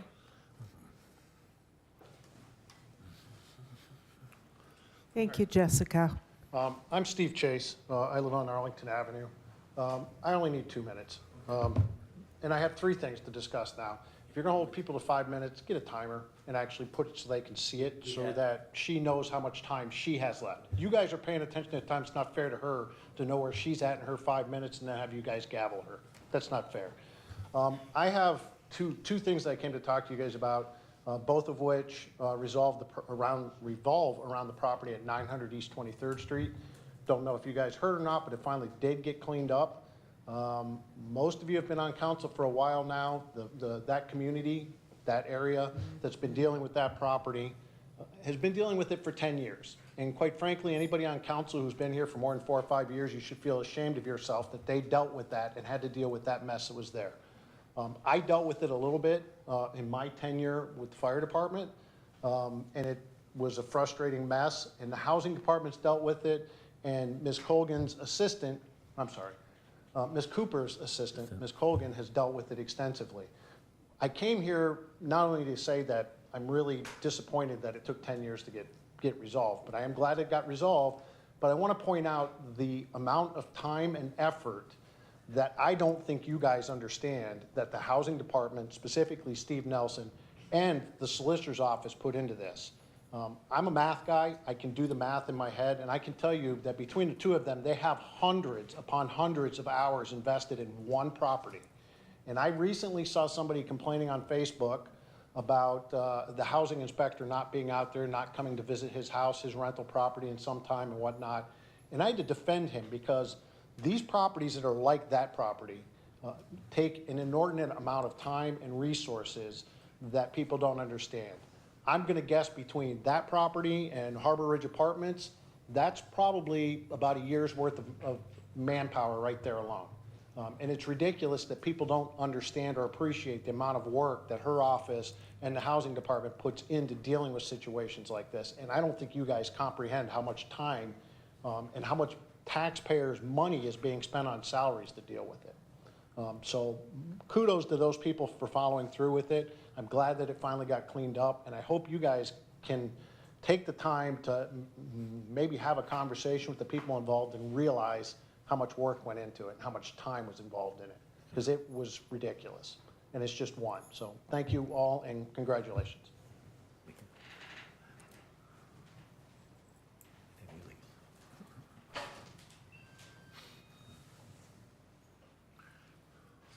I guess we're really dwelling on 23rd Street tonight. I'm Barb Kippart. I live behind 23rd Street. And I'm here tonight to simply say thank you. Thank you to council, city manager, solicitor's office, Steve Chase, Steve Nelson, Catherine. You people have no idea how bad it was. I don't know if any of you have walked in to see how bad it was. We're talking 5 days of dumpsters, dump trucks, and manpower over there. It doesn't need to get that far ever again.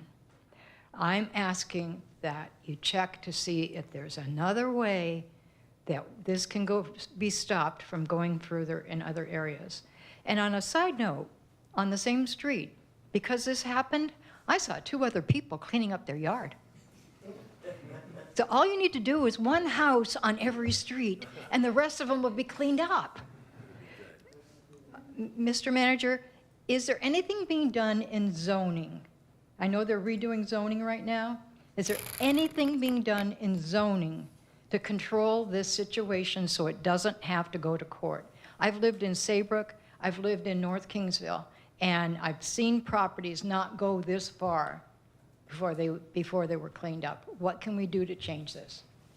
That's a great question. I would have to rely on the solicitor's office for some of that. But within the zoning, you know, we try to have things that prevent properties from getting to that condition, whether that's through our inspections, our violation letters, ultimately fines that are imposed in court.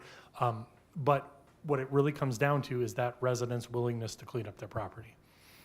As you know, this certain individual No, he wasn't. was in jail 3 times.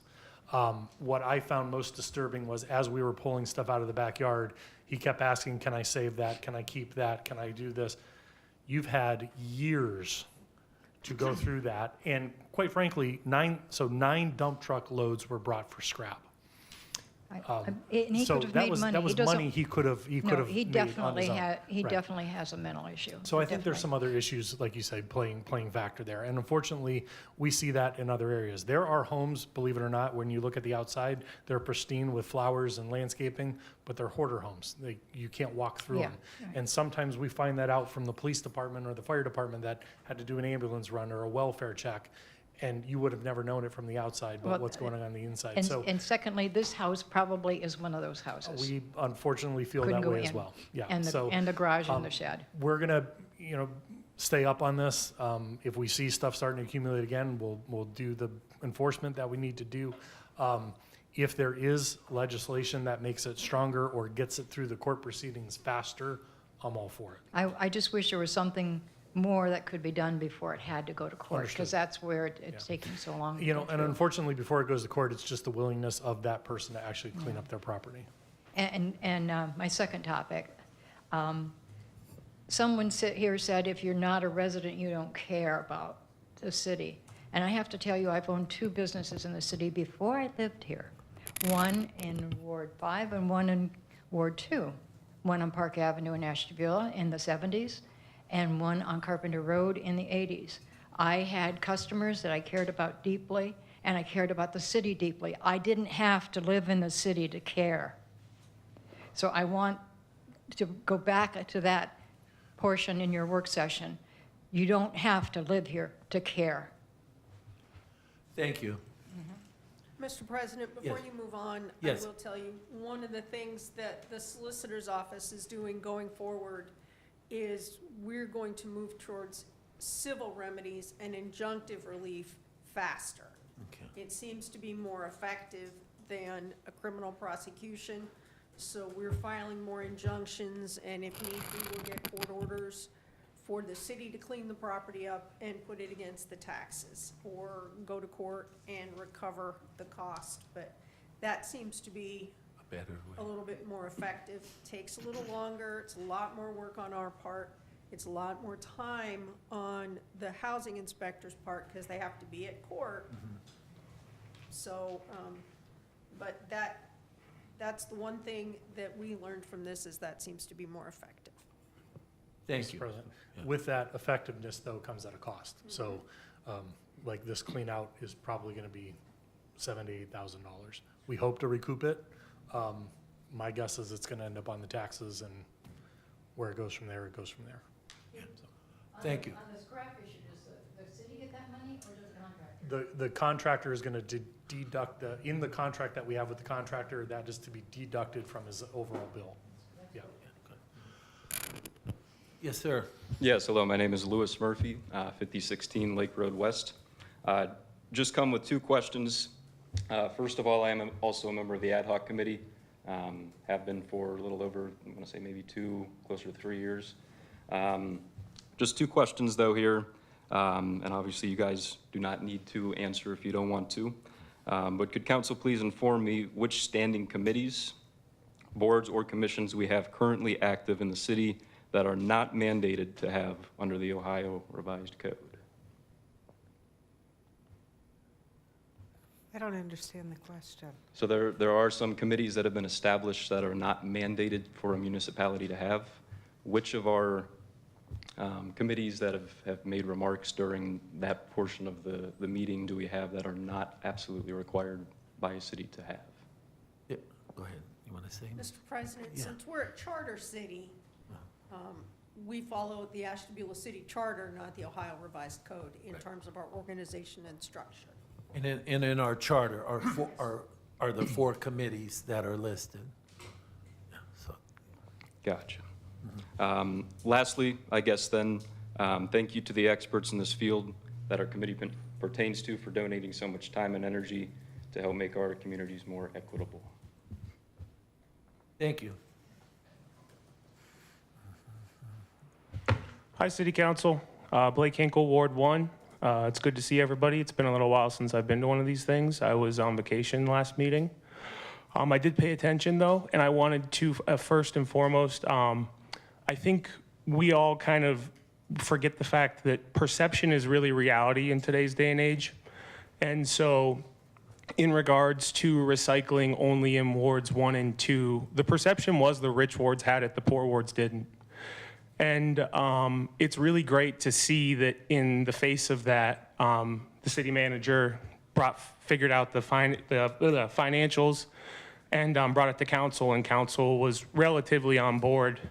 And I just want to thank everyone for bringing that forward, because regardless of the sentiment shared internally with council in the city, the feeling really was that only the rich wards had recycling. So I think that it was a good thing you guys did.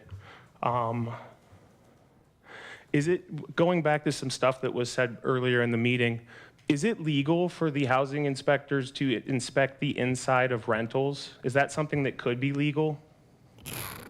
Mr. President, we do inspect the inside of rentals. Oh, okay. Yes. The only reason I said that is because it sounded like when we were talking about inspections, Ms. Cooper said that it was just the outside perimeter that was. On owner occupied.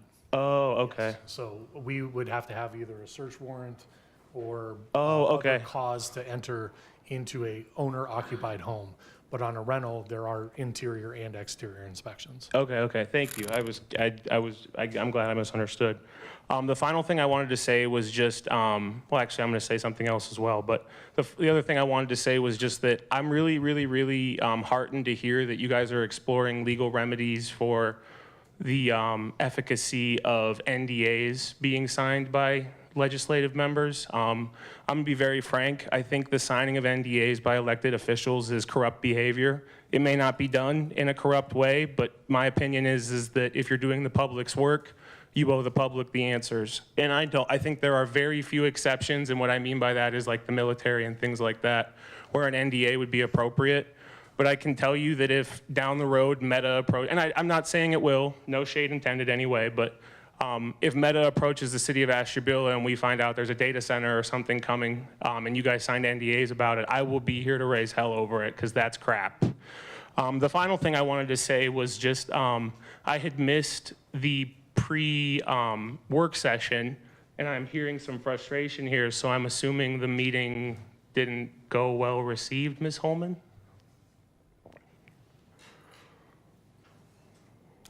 That's a big question. For those who were willing to hear, it went very well. For those who came to obstruct, they obstructed.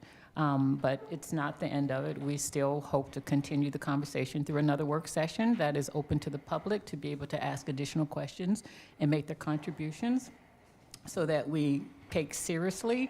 We want every resident, regardless of the ward they live in, to survive. And not certain wards seem to be surviving, but all able to thrive with the support of City Council. No, I think that makes complete sense. I find that when I come to these meetings or I watch online that I see mischaracterization of some of the missions of councilors here in ways that are making it overtly or directly political. I don't think that there's Republican or Democrat games happening in the background when things are being done. I think it's good people trying to do good things and maybe misunderstandings in communication. To that end, I think that the political gamesmanship we see up here time and time again, especially when something new is brought forward and there's a conversation trying to be had about it, I just find it really petty and I find it really juvenile. And I really hope that maybe in further elections, the page could be turned. Thank you. Mr. President, Yes. if I might, just so that council knows, non-disclosure agreements, as a general rule, I think my office would determine violate the Open Records Act. If you are entering into a contract with any entity or discussing a contract with any entity, it is a matter of public record. The only exceptions are found in the Ohio Revised Code, and there's not a thing anybody in the universe can do to change those exceptions. They are safety and security based, or they are personal information based. They are long established in the law. Anything else would be in violation of the Revised Code, and my office, I firmly believe, would advise against it. So I don't know what's under discussion, but it's already covered under the law. Yeah. So, Mr. President, Yes. Ms. Cooper, what was not mentioned in Ms. DiGiacomo's report was I had brought up the fact that in all the years that I've done this, I have never signed an NDA. And I've personally don't feel that it would be right for a person in my position to sign that NDA unless, like you said, it was something to do with our law enforcement, safety and security, or Homeland Security type of thing. But no, I don't believe in them also. So with all the big projects that we've done, I've never signed one. I don't think that's ever been an issue. Anyone else who would like to address council? Good evening. My name is Anthony Oquindo. I'm with Ward 1.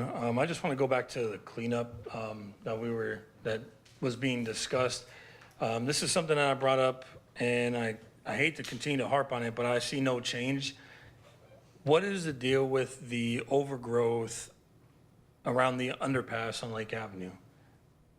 Have we submitted letters this year. This is something I talked about at the end of the summer last year, that I'm now bringing up again because I haven't seen it cut.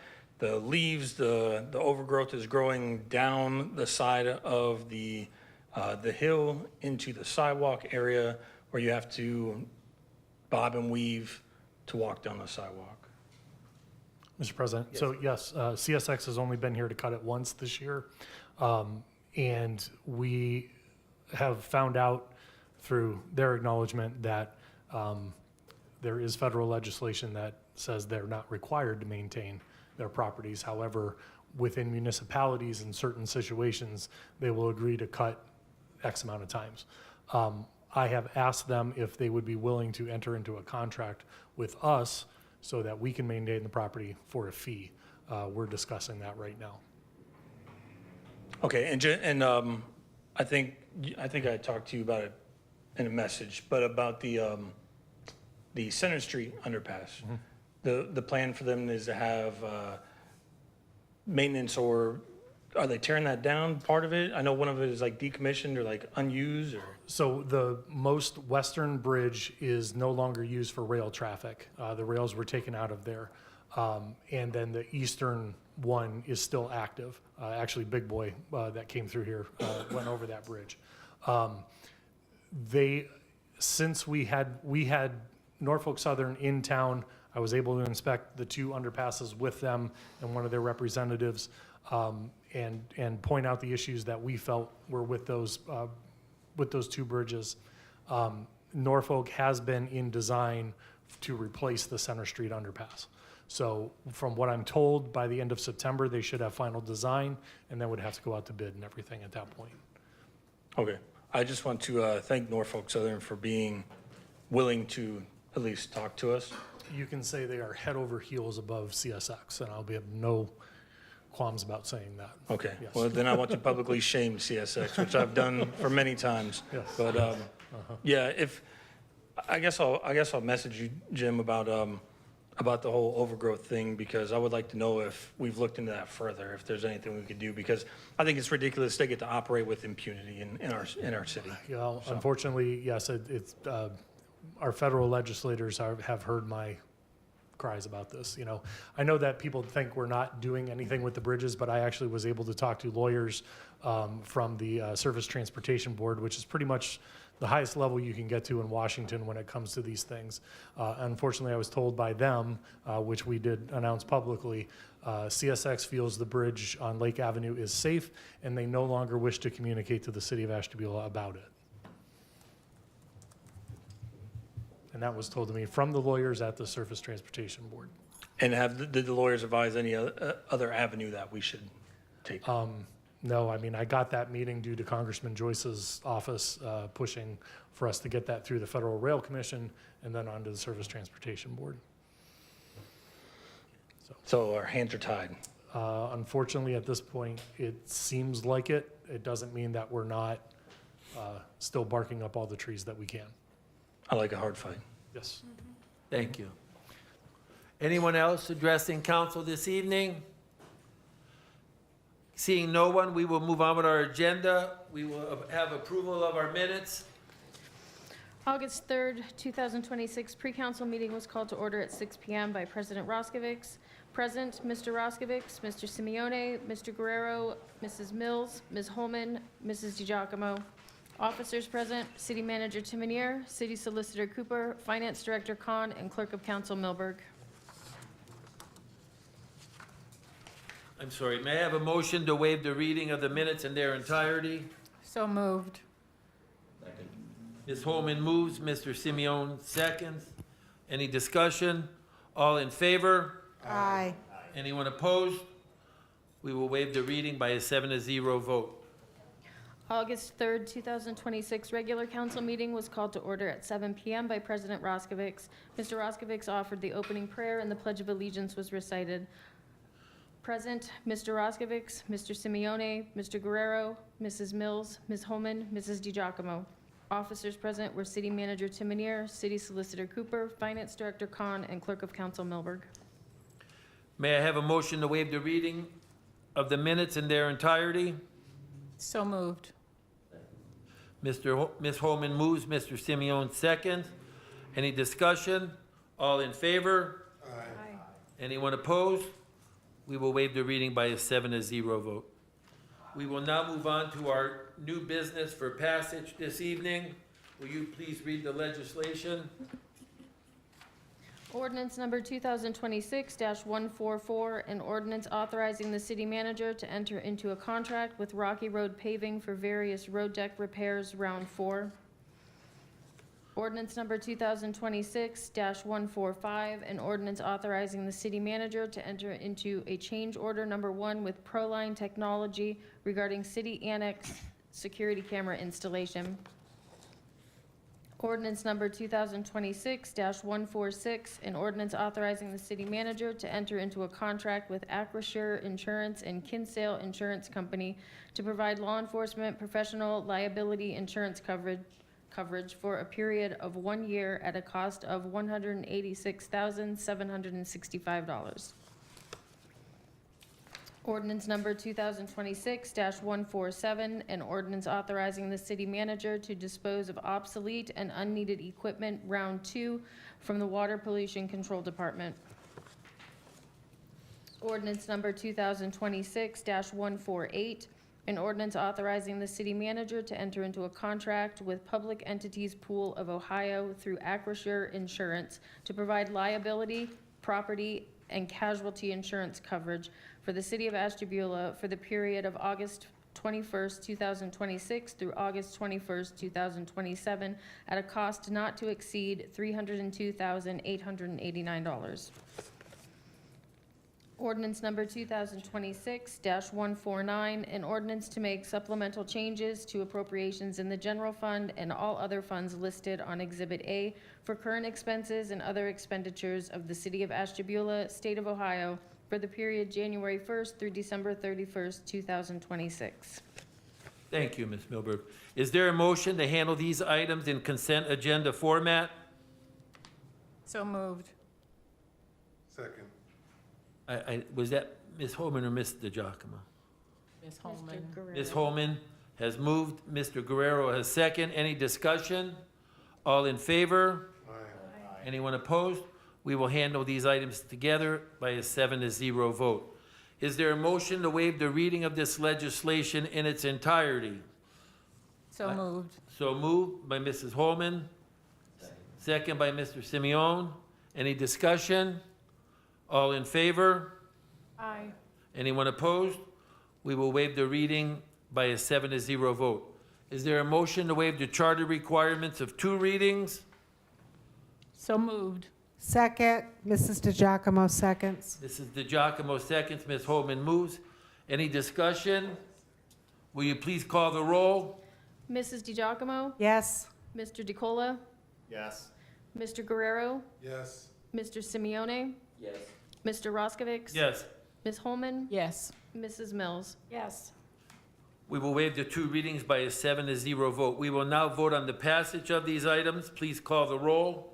Mr. DeCola? Yes. Mr. Guerrero? Yes. Mr. Simeone? Yes. Mr. Roskovich? Yes. Ms. Holman? Yes. Mrs. Mills? Yes. Mrs. DeGiacomo? Yes. Those items of legislation have passed by a 7-0 vote. We are now on, we have no items to waive the first reading. Correct. And so we have 2 readings. We have 2 items on their second reading. Would you please read those for us, please? Ordinance number 2026-141, an ordinance repealing existing codified ordinance section 1329.03 for the purpose of adopting a new section 1329.03. Ordinance number 2026-142, an ordinance enacting replacement codified ordinance section 1329.03, placement of numbers on buildings. Do I need a motion to handle these together? I do. Okay. May I have a motion to handle these 2 items together? I'll move. Second. Mr. Guerrero moves, Mrs. Mills seconds. All in favor? Aye.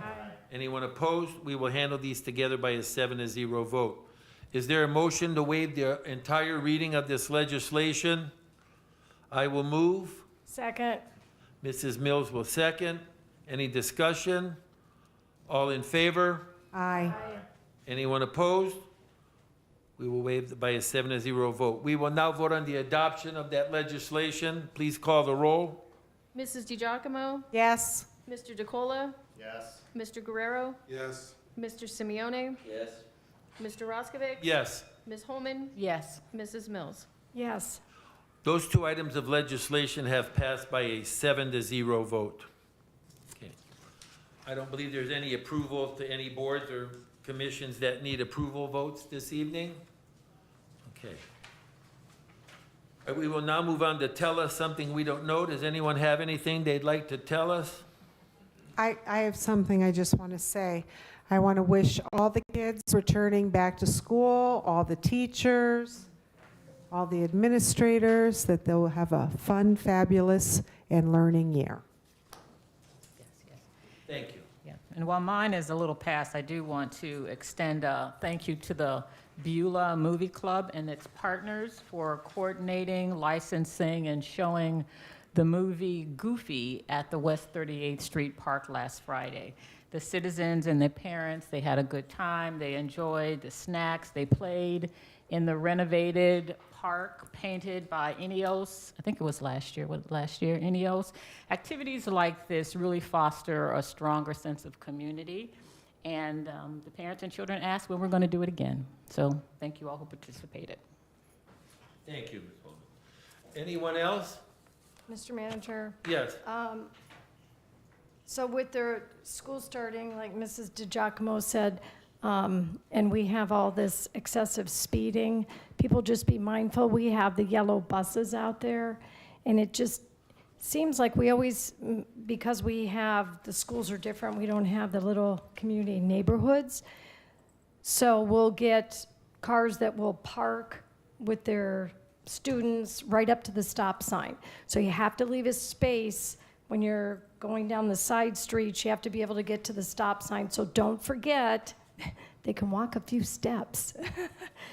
I'm glad you brought that up. Mr. Timonier, we talked a little bit about the lines that should be painted on the streets that cars should not pass because it's reserved for the bus.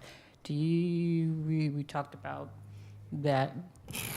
There's not reserved for bus parking. The stop bars that we had talked about are just at stop signs.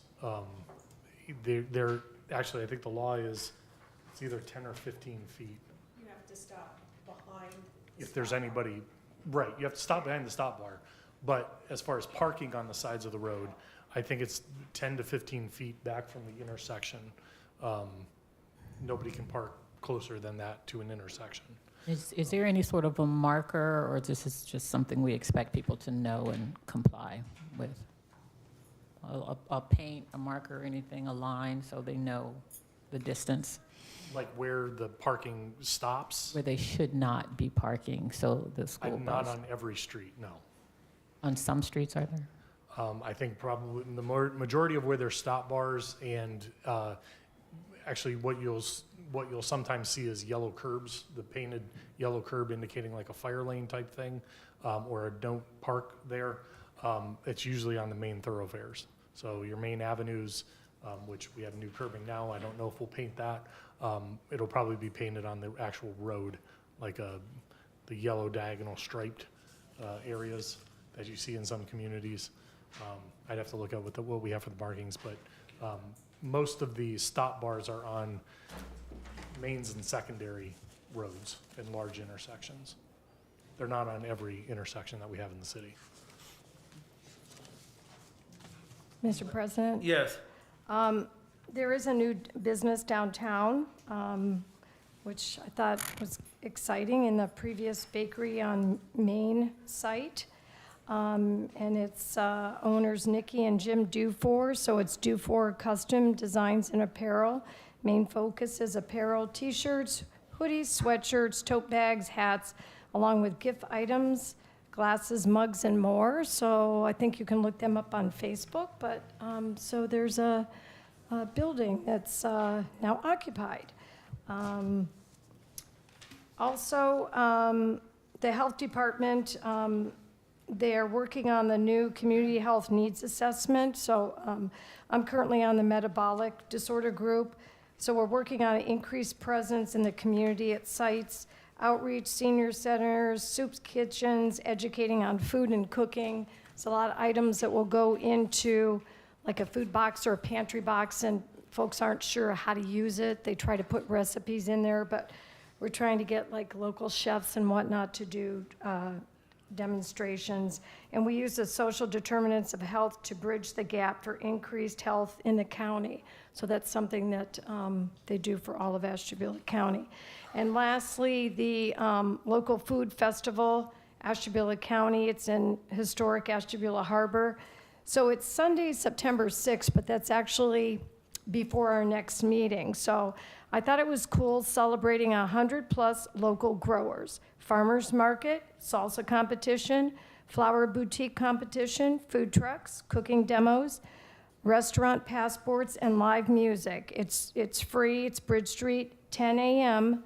to 4 p.m. Sunday, September 6th. I think that's Labor Day weekend. Yes, it is. It Mr. is. President, Yeah. they mentioned, she mentioned the health department, and I used to be on the health department, and they have a pretty comprehensive report every month. And I used to be on the mailing list, and I got deleted. I would like to get that health department report emailed to me if possible. Sure. Just, you know. We've changed some things with the new director, but we can. I'm sure, but I mean, I'd like to know the nuisances and Sure. at least the Ward 2 stuff for sure. Okay. And I'm just going to add the final thing for tell us something we don't know. This past weekend, we had, I had participated in my class reunion, and I'm going to tell you, it was the bicentennial class, so it was a couple of years ago. But I just want to tell you that, and we had a good crowd. The people who came from far away to Ashtabula were just so, they were just so impressed. They could not get over our town, how much it's changed. We were at the Bridge Street on Friday night. They just totally enjoyed that, talked about it, and drove around the town. Obviously, they were sad to see the schools gone, but they were impressed what was happening in their place. And I just felt really good that they were just so positive about Ashtabula. Some of them, one classmate is moving back here, and some other ones are talking about, hey, this is, you know, I have to think about spending more time here. So I think we need to remember that a lot of good things here, and sometimes it takes those out-of-towners to notice it, and they were real impressed. So I wanted to share that. All right, we have no executive session. Our next meeting will be Tuesday, September 8th, 2026, and we will begin at 6 p.m. Right? I didn't know when you wanted to do that workshop. What workshop? Oh, nobody, yeah, nobody asked about it. So, I mean, we talked about having it, but nobody, when they want to do it, so. Excuse me, I thought I understood that it would be at the next meeting. I don't know. Is that what you asked for? We could do it, I don't, no problem. Yes. All right, so we will do it September 8th, we won't begin at 6. And is it your intention to invite speakers and such in? Well, we were just simply trying to address the questions that were asked. So if the questions come up, committee members have a lot of expertise, but they should be allowed to speak, or if the public has questions, they should be allowed to ask those questions, and we respond to them. Okay, well, because tonight we were supposed to have a council work section, which is different. So we will meet September 8th, and we will have, guests will be invited. What time are you gonna have this? So I know when to come. 6, 5, 4, 3. What time? If we're gonna have guest speakers, maybe, is 5 okay with council? It's okay with me too. Pardon? I said, it's okay with me too. Yeah, 5 o'clock would begin then. Did you have a question or comment? Yes. Jerry, No, sir. No? Okay. All Thank you right. for bringing it up, Madam